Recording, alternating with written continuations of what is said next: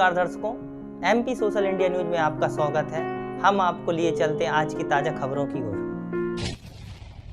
Exclusive report में देखिए माँ बाप का दर्द। इससे बेहतर हम बेऔलाद होते। पैसों के लिए हमें पीटती थी बेटी। 1 करोड़ से ज्यादा लखनऊ में अपने दोस्त को भेजे। हम बेऔलाद होते तो अच्छा होता। ऊपर लिखी ये हेडलाइन सुनकर आप विचलित जरूर होंगे, लेकिन भोपाल की पॉश अरेरा कॉलोनी में रहने वाले सक्सेना दंपत्ति अपनी बेटी को लेकर ऐसी ही राय रखते हैं।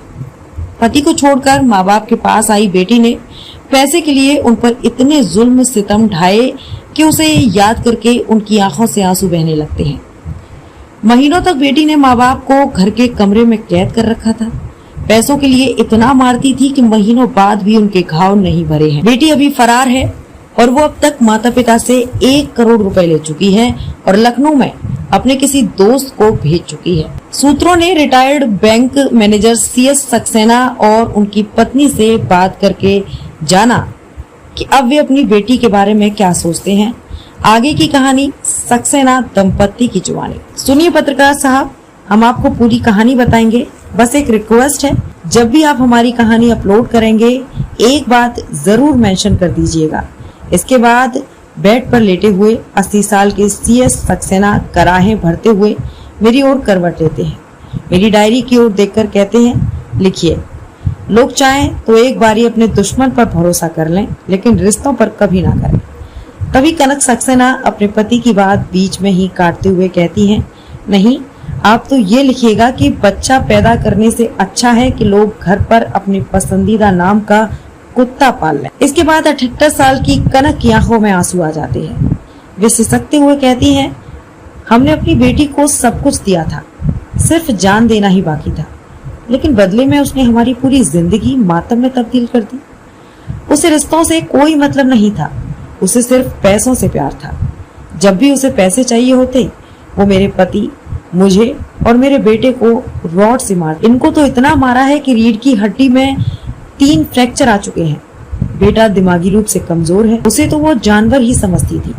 कभी उसके बालों को नोचती तो कभी अपने दोनों बेटों से पिटवाती थी। मेरे दिमागी रूप से कमजोर बेटे को इतना मारते थे कि नाक और मुंह से खून निकलने लगता था। मुझे कमरे में बंद करके पीटते थे। एक बार मैंने उससे ये कह दिया था कि तुम्हें देने के लिए अब हमारे पास पैसा नहीं है, तो उसने मुझे माँ बहन की गालियां दी।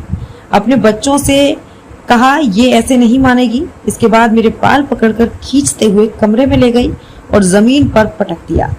उसका बड़ा बेटा मिथिल 21 साल का है। उसने कमरे की कुंडी लगाई और सीधे आकर मेरी गर्दन पकड़ ली। मैं छटपटाने लगी। उसके छोटे बेटे पार्थ उम्र 13 साल ने कहा। अपनी माँ के कहने पर उसने मेरे पैर पकड़ लिए। इसके बाद निधि ने लात जूतों से मुझे इतना मारा कि मेरे चेहरे पर झुर्रियां कम, चोटों के निशान ज्यादा दिख रहे थे। आज की तमाम खबरों के लिए बस इतना ही। देश दुनिया से जुड़ी हुई खबरों के लिए आप हमारी वेबसाइट www.socialindianews.in पर सर्च कर सकते हैं। साथ ही हमारे YouTube channel social India news पर आप सब्सक्राइब कर सकते हैं, लाइक कर सकते हैं, फॉलो कर सकते हैं। आज की तमाम खबरों के लिए फिलहाल इतना ही। देश दुनिया की नई खबरों में पुनः आपसे होगी मुलाकात। धन्यवाद।